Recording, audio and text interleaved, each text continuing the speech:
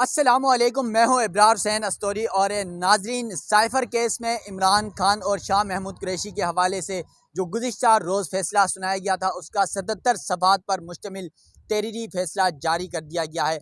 और एक तो इस मामले को आपके सामने रखेंगे, और दूसरा, इलेक्शन के लिए सिर्फ 7 दिन बाकी रह गए हैं, और इन 7 दिन से कबल पाकिस्तान तहरीक इंसाफ के लिए इंतखाबी मुहिम चलाने में क्या मसाइल हैं। जिस तरह शुएब शाहीन ने आज इलेक्शन कमीशन के सामने दरख्वास्त दायर की, उसके अलावा पाकिस्तान तहरीक इंसाफ के जो इस्लामाबाद से ही उम्मीदवार हैं, अली बुखारी की जानिब से भी इस्लामाबाद हाई कोर्ट में दरख्वास्त दायर की गई है। इन तमाम मामला को देखते हुए मुल्क भर में जिस तरह की सूरत हाल चल रही है, उस मामले को भी आपके सामने रखेंगे। तो जुल्करनैन साहब हमारे साथ मौजूद हैं, सुप्रीम कोर्ट के सीनियर सहाफ़ी हैं, बोल टीवी से वाबस्ता हैं, और हर खबर पर नज़र रखते हैं, खासतौर पर कोर्ट रिपोर्टिंग के ऊपर बड़ा अबूर हासिल है। जुल्करनैन भाई, आज जो 77 सफ़हात पर मुश्तमिल फैसला आया है खुसूसी अदालत का साइफर मुकदमे के ऊपर, इस फैसले के हवाले से क्या क्या नुकात उठाए गए हैं? इसके अलावा इसमें क्या क्या ऐसे पॉइंट्स हैं जो हाई कोर्ट या सुप्रीम कोर्ट आते हैं तो वो फ़ौरन उड़ जाएंगे? सॉरी साहब, इसमें जो मेन जो कह लें कि लूप होल्स है ना, या जो मुझे नज़र आ रहे हैं, कम अज़ कम पता नहीं हाई जुडिशरी उसको किस तरह से देखती है। वो अगर हम कंपेयर करें इस फैसले को सुप्रीम कोर्ट के उस फैसले से जो ज़मानत में दिया था सुप्रीम कोर्ट ने, ऑल दो के ज़मानत केस में तमाम ऑब्जर्वेशन टेंटेटिव होती हैं, उसका ट्रायल पे फ़र्क नहीं पड़ता। सुप्रीम कोर्ट खुद ये भी लिखती है, क्योंकि उनके सामने पूरा एविडेंस नहीं होता ना। पूरा एविडेंस को वो खंगालते हैं ट्रायल कोर्ट में, वो सॉरी बेल के सतह पे। ना ट्रायल कोर्ट पूरे एविडेंस का जायज़ा लेती है, ना ही हाई कोर्ट, ना सुप्रीम कोर्ट। तो उन्होंने जो टेंटेटिव सा एक अपना व्यू बनाया था तमाम चीज़ें देखने के बाद, वो उन्होंने ये कहा था, जैसे जज साहब ने कहा कि जी दूसरे मुल्क से यानी अमेरिका से ताल्लुकात ख़राब हुए हैं। इन्होंने कहा जी किसी दुश्मन मुल्क को कोई फ़ायदा नहीं हुआ, और उससे फिर ये भी साबित करना पड़ेगा कि जी जो सीक्रेट एक्ट ये कहता है दुश्मन मुल्क को फ़ायदा पहुँचाना। अमेरिका हमारा दुश्मन है या नहीं, पहले तो हमने फिर इस चीज़ को भी साबित करना पड़ेगा आपको, वो कि ट्रायल कोर्ट में नहीं किया गया। मुझे कम से कम फैसले में नज़र नहीं आया कि अमेरिका हमारा दुश्मन है। अगर तो दुश्मन है तो फिर तो ये बात ऊपर लेवल पे आके आपको फॉरेन ऑफिस को बतानी पड़ेगी, कम से कम कोर्ट में, कि जी वो ये मामला हैं, इस वजह से हम उसको दुश्मन कैटेगरी में रखा हुआ है और उसको फ़ायदा दिया गया, तो ये हुआ। और सुप्रीम कोर्ट की ऑब्जर्वेशन ये थी कि यार उससे तो किसी भी दूसरे मुल्क को नुकसान ही हुआ है, साइफर के इस मामले से फ़ायदा तो नहीं हुआ। और सबसे बढ़ के कि ये जो डॉक्यूमेंट था कि जी ये इमरान खान को दिया और वो गुम गया, उन्होंने जलसे में ऐसे किया। नंबर हम वो वीडियो को देखें जो आज़म खान ने भी स्टेटमेंट में कहा हुआ है कि वो डॉक्यूमेंट उन्होंने खोला नहीं था, बंद फोल्ड हुआ कागज़ उन्होंने ऐसे किया था कि ये लेटर जो है ना उसका सबूत है। तो वो ये भी साबित करना होगा कि जो उनके हाथ में था वो क्या था, क्योंकि सुप्रीम कोर्ट तो कह चुकी है साइफर वही है जो कोटेड है। जो डी कोड हो गया आगे, फिर वो साइफर नहीं रहा, वो एक ऐसे ही क्लासीफाइड डॉक्यूमेंट आप उसको कह सकते हैं, साइफर नहीं कह सकते। अब उसका एक और चीज़ ये है कि आपने मुलजिम को जिस्मानी रिमांड पे रखा, आपकी तहवील में रहा, आप तफ्तीश करते रहे उससे, आपने सारे अपने वो जो है ना 6 महीने इंक्वायरी करने के बाद आपने किया, गिरफ्तारी भी डाली, FIR दर्ज हुई। वो जो गुमा था पेज, वो रिकवर क्यों नहीं हो सका?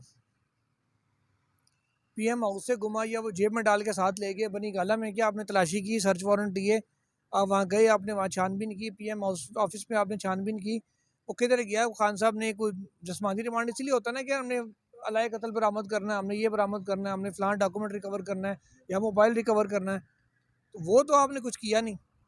तो वो जो ख़तरा था, अगर प्रोसिक्यूशन केस दुरुस्त मान लिया जाए, मुल्क की सलामती को ख़तरा था उससे, या दो तरफ़ा ताल्लुकात को ख़तरा था, वो ख़तरा तो अभी फिर इमरान खान के पास ही है, अगर उनके पास था तो। वो तो कभी भी वो उसको दोबारा पब्लिक कर देंगे। अभी तक तो उन्होंने खाली ऐसे करके दिखाया था, वो प्रेस कॉन्फ्रेंस में खोल के पढ़ के सुना दें तो आप क्या कर लेंगे, क्योंकि आपने रिकवर तो किया ही नहीं उनसे। अच्छा जुल्करनैन भाई, जो 10-10 साल सज़ा सुनाई गई है, क्या आप ये समझते हैं कि शाह महमूद कुरैशी और इमरान खान का एक ही कसूर था कि दोनों को ही 10-10 साल सज़ा सुनाई गई? और फिर एक सवाल ये उठाया जाता है, आम पब्लिक में भी हम बैठते हैं, सहाफ़ी दोस्तों में बैठते हैं, तो कि इस मुकदमे में कुछ जल्दबाजी ज़्यादा की गई है, तो शायद इसका फ़ायदा मुलजिम को हो सकता है जब हाई कोर्ट में या सुप्रीम कोर्ट में आते हैं। देखिए, जल्दबाजी की जहाँ तक बात है, वो डेली बेसिस पे ट्रायल चलाना जल्दबाजी उस तरह से नहीं होता। ठीक है, चलें ठीक है, जल्दी चला रहे हैं, जल्दी फैसला होगा, जो भी कटी कटल निकल जाएगा। लेकिन आप रात को 1-1 बजे तक, 1:30 बजे तक समातें चला रहे हैं, तो फिर सुबह फिर 9 बजे आ रहे हैं, बाकी सारे केसेस आपने छोड़ दिए, एक के पीछे अब लग गए। ये सवाल उठेगा। दूसरा ये कि साइफर से पहले आपके पास कितने केसेस थे बतौर जज? वो ATC के भी जज थे, और बाकी वो जो लोग जेलों में थे उनके आपने कितने केसेस सुने? उनको आपने इससे पहले वाले केस अगर आपने ख़त्म करके इसको बारी पे आए हैं और इसको ख़त्म करके अगले पे जा रहे हैं, फिर तो चलें, अंडरस्टूड है। फिर तो कोई भी इसमें कह लें कि ये प्रोसीजरल इरेगुलरिटी आप नहीं कह सकता, ये नहीं कह सकते कि केस को स्पेशल पिक एंड चूज़ करके इसको जल्दी में किया गया। अगर बाकी सारे आपने छोड़ दिए, आप एक केस को लेके लगे हुए हैं, तो फिर तो वो सवाल उठेगा ना कि यार इससे पहले वाले केसेस थे, आपके भी पास थे, आप ही की कोर्ट में थे, उनको आपने कैसे डील किया। और ये भी देखना है कि ऑफिशियल सीक्रेट एक्ट के तहत कितने केसेस हैं जो इस अदालत को ट्रांसफ़र हुए हैं अब तक। अगर तो खाली ये इस एक केस के लिए बनाई गई थी, तो फिर ये भी वो पर्सन स्पेसिफिक उसमें आ जाएगा कि जी एक ही उसके लिए किया, बाकी तो कोई ऐसा अभी तक केस आया नहीं। ऑफिशियल सीक्रेट एक्ट के कुछ केसेस चल रहे हैं, वैसे वो एटीसीज़ में ही चल रहे हैं। अब वो इसकी अदालत को मुंतकिल हुआ नहीं, ये देखना पड़ेगा। राजा आमिर अब्बास साहब एक केस में वकील हैं, फॉरेन ऑफिस के किसी अफसर को वो हुआ था कुछ कार्रवाई उसके खिलाफ, कुछ डॉक्यूमेंट्स पर लीक करने का इल्ज़ाम था। तो वो बाकी डिटेल उन्हें पता है, मैंने थोड़ी हल्की फुल्की मुझे पता, लेकिन मेरा ख्याल वो डिस्कस करना मुनासिब नहीं है, मामला अभी कोर्ट के अंदर है वो। तो वो भी देखना है कि वो इस केस में इस जज को वो या इस अदालत पे वो स्पेशल कोर्ट को ट्रांसफ़र हुआ था या नहीं। तो ये सारी चीज़ें देखी जाएंगी उस पर हाई कोर्ट में आके कि आपने क्यों इतनी जल्दबाजी की। एक रात तक आप अदालत लगा के बैठे रहें। अब 5-6 बजे तक जो कोर्ट टाइम है, 3 बजे 4 बजे का, आप 5 बजे तक बैठ जाएं, अगले दिन फिर आ जाएं। स्पेसिफिक क्यों? हुमायूं दिलावर साहब का भी यही एक इशू उनके आया था, जो सुप्रीम कोर्ट ने जस्टिस जमाल मुंदखेल साहब ने, आपको याद होगा, कहा था कि यार एक दिन में 3 आवाज़ें लगा के क्यों फैसला सुना दिया। ठीक है, ट्रायल जल्दी होना चाहिए, लेकिन इतनी भी क्या जल्दी है। बिल्कुल 7 दिन का जो टाइम होता है वो क्यों नहीं दिया गया, फलां की फॉर्मेलिटी क्यों नहीं पूरी की गई, इतनी क्या जल्दबाजी थी।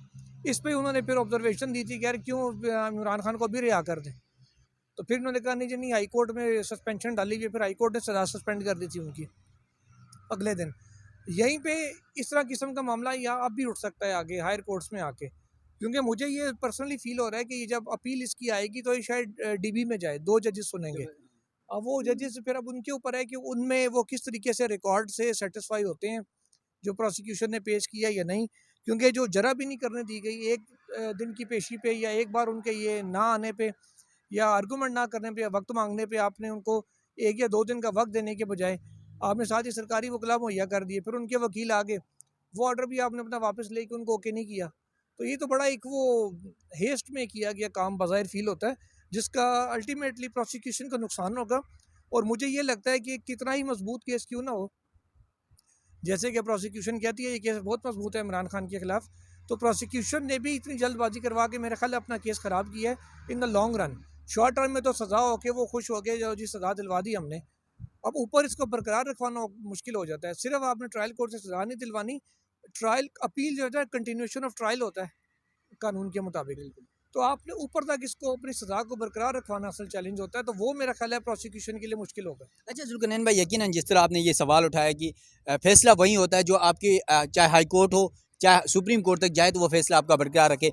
माजी में भी हमने देखा इलेक्शन से 17 रोज़ कबल नवाज शरीफ और उनकी बेटी मरियम नवाज़ को भी जो है वो सज़ा सुनाई गई, और फिर बाद में हाई कोर्ट में आके उस फैसले का क्या कुछ हुआ वो आप भी जानते हैं, मैं भी जानता हूँ।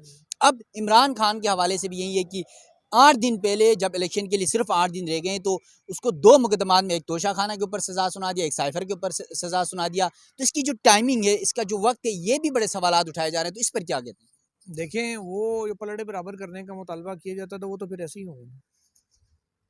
नहीं, पलड़े बराबर करने का मतलब तो यही है कि 17 दिन उसको किया था, तो आपने अब 8 दिन पहले इमरान खान को फारिग कर दिया। वो 9 दिन लेट हो गए थे, इसमें क्या मसला है? नहीं, ये तो आप देखिए ना, अब अदालत ने एक फैसला। मुझे एक बात बताएं, क्या इमरान खान, अगर ये फ़र्ज़ करे साइफर में सज़ा ना होती, क्या इमरान खान इलेक्शन के लिए अहल थे? अगर इलेक्शन के लिए इमरान खान अहल नहीं थे, जुल्करनैन भाई, मेरा एक सवाल आपसे यही है, इस फैसले से पहले सुप्रीम कोर्ट में एक दरख्वास्त आई इमरान खान की, ये आपने खुद रिपोर्ट किया था कि इंतखाबात लड़ने के लिए जो कागजात नामजदगी मुस्तरद हुए इमरान खान के 3 हलकों से, वो दरख्वास्त फिर क्यों दी गई थी पाकिस्तान तहरीक इंसाफ की जानिब से? वो तो उन्होंने ये की थी कि जो आर्टिकल 631H है, 631H, वो मॉरल एप्टीट्यूड के ऊपर होता है कि इखलाकी जुर्म हो, कोई इखलाकी बुनियाद पे जुर्म किया गया हो, उस पर सज़ा हुई भी हो, तो वो होता है।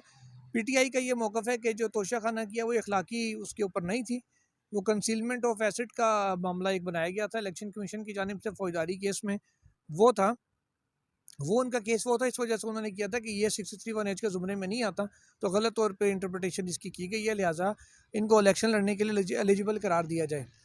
तो ये उनका दरख्वास्त थी, लेकिन उसके ऊपर भी एतराज़ लग के वो वापस हो गई थी कि कुछ पेजेस डिम है, इस किस्म की कोई एतराज़ रजिस्ट्रार ऑफिस ने लगाया था, 2 या 3 सफ़ों का हवाला दिया था कि वो डिम है, पढ़े नहीं जा रहे। तो लिहाजा इनको अब ठीक करके दोबारा से लेकिन दायर अब करें। तक फिर कोई दोबारा दरख्वास्त नहीं आई सुप्रीम कोर्ट। दोबारा नहीं आई यार, अब देने का फायदा भी नहीं, क्योंकि सुप्रीम कोर्ट जो जस्टिस मंसूर अली शाह साहब की सरबराही में बेंच है उसने कट ऑफ डेट मुकर्रर कर दी थी। उन्होंने कहा, इलेक्शन कमीशन ने जैसे कल कहा था कि हम जिस अंदाज में ये मजीद कोई हुआ बैलेट पेपर्स की प्रिंटिंग में डिले हुआ तो इलेक्शन कराना मुमकिन नहीं रहेगा उस डेट के ऊपर, क्योंकि जितने ज़्यादा कैंडिडेट्स हैं हमारा पेपर भी कम पड़ गया है, तो वो स्क्वीज़ करके बैलेट पेपर भी छोटे कर रहे हैं, तो मुश्किल हो गया था। इस वजह से वो अपील अगर लग भी जाती, फ़र्ज़ करें आज स्पेयरिंग भी हो जाती, तो मामला यही आना था कि यार एलिजिबल बेशक हैं लेकिन रुजू लेट किया है, बर वक्त रुजू नहीं किया गया, तो बर वक्त टाइमली कर दे, 3-4 दिन पहले कर देते तो फिर शायद वो कोर्ट जायज़ा ले लेती कि वो अप्लाई कर रहा है या नहीं। वाले क्योंकि जो नॉमिनेशन पेपर जमा कराते वक्त अहलियत है ना, वो होनी चाहिए। अगर ये सुप्रीम सज़ाएँ बाद में हुई हैं तो बाद की सज़ाओं का इम्पैक्ट बाद में आना था, वो बाद में उनके ऊपर होता, सुप्रीम कोर्ट में आके बताया जाता कि भाई अब तो उनको मज़ीद सज़ाएँ हो गई हैं, फिर शायद इसकी रोशनी में, मज़ीद सज़ाओं की रोशनी में ये खुद ही विड्रॉ कर जाते। क्योंकि जैसे इंजीनियर कमरुल इस्लाम थे, उनको नैब ने अरेस्ट कर लिया था, आपको याद होगा, चौधरी निसार के मुकाबले में जो थे 2018 में। तो इस तरीके से हनीफ अब्बासी हैं, वो इलेक्शन के लिए अहल थे, उनको इलेक्शन से चंद दिन पहले सज़ा हो गई थी, तो फिर वो इनकी अहलियत ख़त्म हो गई थी इलेक्शन की। तो इस सज़ा से इमरान खान की अहलियत तो वैसे ही ख़त्म हो जानी थी अगर पहले वाली अहलियत सुप्रीम कोर्ट बरकरार रखती तब भी। तो इसलिए मतलब ये कहना कि इस सज़ा से वो इलेक्शन से बाहर हुए, वो नहीं है, वो पहले से भी इलेक्शन से आउट थे। अच्छा जुल्करनैन भाई, दूसरा वो जो इतना पुरजोर मुतालबा एक हर जलसे में हो रहा था कि पलड़े बराबर करें, पलड़े बराबर करें, तो किसी की तो बात आप भी माने ना यार। अच्छा नहीं, ये बात तो फिर जब अदालतों में मामला तो बड़ी अदालतों में आएंगे तो ये मामला वैसे ही देखते हैं क्या कुछ होते हैं, मैं भी कवर करूँगा, आप भी कवर करेंगे। लेकिन यहाँ पर एक सवाल ये भी उठ रहा है, यकीनन ये तो मुकदमे के ऊपर था, अब इंतखाबात के लिए 1 हफ्ते का वक्त रह गया है, पाकिस्तान तहरीक इंसाफ ये मौक़िफ़ इख्तियार कर रही है, ये कहा जा रहा है आज भी सोशल मीडिया के ऊपर वाविला है कि एक तो सुप्रीम कोर्ट ने जो इंट्रा पार्टी इंतखाबात का लदम करार दिए, उसके बाद पाकिस्तान तहरीक इंसाफ को नुकसान हुआ, उसके बाद इमरान खान की सज़ा हो गई, अब उम्मीदवार आज़ाद इलेक्शन लड़ रहे हैं पाकिस्तान तहरीक इंसाफ के। इन तमाम मामलात के बावजूद क्या आपको ये लग रहा है कि इस वक्त फील्ड में पाकिस्तान तहरीक इंसाफ के रहनुमाओं को कैंपेन की इजाज़त है? क्या वो खुल के कैंपेन कर रहे हैं, उनके बैनर लग रहे हैं, उनके पोस्टर्स लग रहे हैं? देखिए, जो वीडियोज़ आप देख रहे होते हैं, जो इलेक्शन कमीशन जुर्मानों की फ़हरिस्त जारी कर रहा है, ज़ाब्ता अखलाक की खिलाफ वर्जी की, वो सारे अक्सरियत उनमें वो है जो पीटीआई के लोग हैं, उनको जुर्माने हो रहे हैं कि जनाब आपने ये बैनर बड़ा लगा दिया, आपने बताए बगैर जलसा कर दिया, आपने ये कर दिया, आपने वो कर दिया। तो आप पिंडी चले जाएँ, ज़्यादा दूर नहीं है, ये खाली फैज़ाबाद ही क्रॉस करना है। आपको मतलब इतने बड़े-बड़े सुप्रीम कोर्ट की इतनी बिल्डिंग बड़ी है, इतने बड़े-बड़े आपको बोर्ड लगे नज़र आएँगे। उस पार्टी के जो जिसके बारे में कहा जाता है कि ये साडी गल हो गई है, तो वो उनके खिलाफ तो मैंने नहीं देखा उनकी उनकी तो शायद गल हो गई है जिस तरह लग रहा है माहौल से। हाँ, क्योंकि उनके खिलाफ कार्रवाई कोई होती नजर नहीं आ रही पिंडी में। मैं पिंडी शहर की बात कर सकता हूँ, मेरा वो शहर है। इस्लामाबाद में आप देख लें, यहाँ पे भी वो इस्लामाबाद में जुल्करनैन भाई, मैं खुद इस्लामाबाद से NA46 से हूँ। मैं कल सुबह आ रहा था तो मैंने गेस किया तरनोल के ऊपर, खास तौर पे पुल के चारों अतराफ रोड के ऊपर तमाम लोगों के झंडे लगे हुए, बैनर्स लगे हुए, पिना फ्लैक्स लगे हुए, लेकिन सिर्फ पाकिस्तान तहरीक इंसाफ वाहिद पार्टी है जिसका कोई झंडा नहीं है, कोई बैनर नहीं है, कोई पोस्टर नहीं है। तो क्या वहाँ पर ऐसी कोई पकड़ दकड़ तो हुई नहीं है?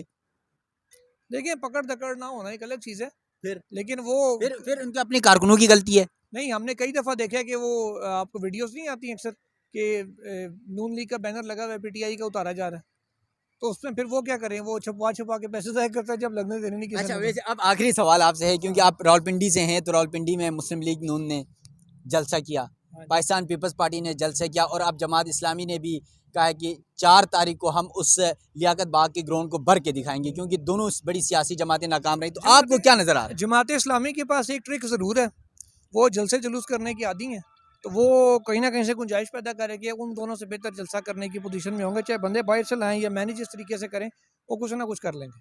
अच्छा चलें, थैंक यू जुल्करनैन भाई। यकीनन कॉल पे कॉल आ रही है जुल्करनैन साहब, क्योंकि बड़े मसरूफ़ शख्स हैं, और आपके सामने हमने तमाम तर सूरत हाल रख दिया है। जुल्करनैन भाई ने भी कि किस तरह साइफर मुकदमे में इमरान खान के और उनके जो वाइस चेयरमैन पाकिस्तान तहरीक इंसाफ के शाह महमूद कुरैशी की 10 साल कैद बामुशक्कत की सज़ा सुना दी गई। आज उसका तफसीली फ़ैसला 77 सवाल पर मुश्तमिल वो भी आया, और उस पर बड़े सवालात भी अदालत की जांच से उठाए गए कि इस फैसले में कि इमरान खान और शाह महमूद कुरैशी ने जो साइफर का मामला था उस पर बैरून ममालिक से जो है हमारे ताल्लुकात ख़राब किए, माशी पाकिस्तान को नुकसानात हुए। अब ये सब तो अदालती फ़ैसले में, लेकिन अब ये फ़ैसला हाई कोर्ट में चैलेंज होगा और हाई कोर्ट में आएगा तो इस फ़ैसले का क्या कुछ होता है यकीनन ये तो जब अदालत लगेगी तो उस वक्त ही पता चलेगा। लेकिन यहाँ पर अब 1 हफ़्ता रह गया है इंतखाबात के लिए। इस तमाम सूरत हाल पर जो है तमाम सियासी जमातें खुलकर इलेक्शन कैंपेन कर रही है, जलसे, जुलूस, रैलियाँ सब कुछ कर रही हैं। लेकिन कुछ हद तक पाकिस्तान तहरीक इंसाफ जो है शायद क्या उनके ऊपर रियासती जो जबर है क्या वो उस वजह से मुबीना तौर पर उस वजह से परेशान है, या फिर पाकिस्तान तहरीक इंसाफ का कारकुन जो 9 मई को वाक़यात हुए उसके बाद खौफज़दा है, तो वो बाहर आ नहीं रहा है। हालांकि ये एक तासुर दिया जाता था कि जिस दिन इमरान खान को सज़ा हुई कि पाकिस्तान तहरीक इंसाफ के कारकुनान शायद सड़कों पर आएंगे और जो है वो कम से कम रैलियाँ, पुरअमन रैलियाँ निकालेंगे, लेकिन ऐसा कोई तासुर नज़र नहीं आया। तो ये नहीं पता कि क्या पाकिस्तान तहरीक इंसाफ का कारकुन ये सोच चुका है या वो तसल्ली उनको हो चुकी है कि अब शायद पाकिस्तान तहरीक इंसाफ को जीतना इस इंतखाबात में मुश्किल है, मुमकिन ही नहीं है, या फिर जो है पाकिस्तान तहरीक इंसाफ की जिस तरह हम अवामी हलकों में देखते हैं तो लेकिन वहाँ पर इमरान खान और पाकिस्तान तहरीक इंसाफ की बड़ी पॉपुलरिटी है। वोट के हवाले से अगर आप 10 में से 10 लोगों में से किसी भी मार्केट में जाके पूछें तो 10 में से आपको 7 से 8 वोट पीटीआई को पड़ेगा और वो 3 वोट तमाम सियासी जमातों के दरमियान 3 वोट होगा। ये सारे सितारे और आज हमारे अपने एक यूनिवर्सिटी के ग्रुप में जहाँ पर हम कोई 37 या 40 लोग हैं यूनिवर्सिटी के तकरीबन कोई क्लास फेलोज़ हैं, लड़कियां हैं लड़के हैं सारे, वहाँ पर बैठ के भी हम इस चीज़ को डिस्कस कर रहे थे। हमारे एक दोस्त हैं अली भाई, वो ज़रा थोड़ा सा पीटीआई अगेंस्ट हैं, तो वो पीटीआई के मुखालिफत कर रहे थे। तो वहाँ पर एक दोस्त ने मशवरा दिया कि क्यों ना इसी ग्रुप के अंदर ही वोटिंग करा लें। यकीन करें वहाँ पर उसके कहने पर जब वोटिंग हुई तो जितने वोट पड़े यकीन मानिएगा कोई 10-12 वोट पड़े थे, 10-12 ही इमरान खान के थे, बाकी लोगों ने राय नहीं दी और बाकी किसी भी सियासी जमात का एक वोट भी नहीं था।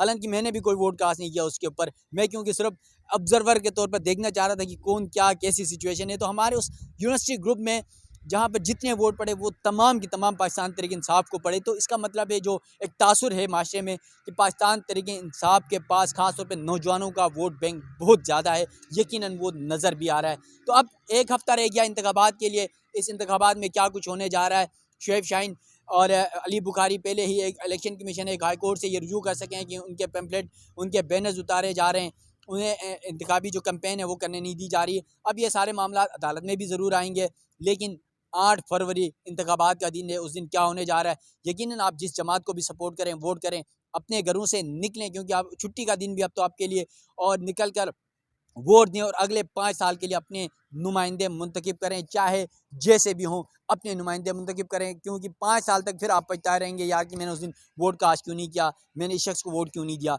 ये सारे पछताने से बेहतर है कि आप 8 तारीख को निकलें, वोट दें और पाकिस्तान के मुस्तकबिल को संवारें। अपने मेज़बान इब्रार हुसैन अस्त्री को दीजिएगा इजाज़त। अल्लाह हाफिज़।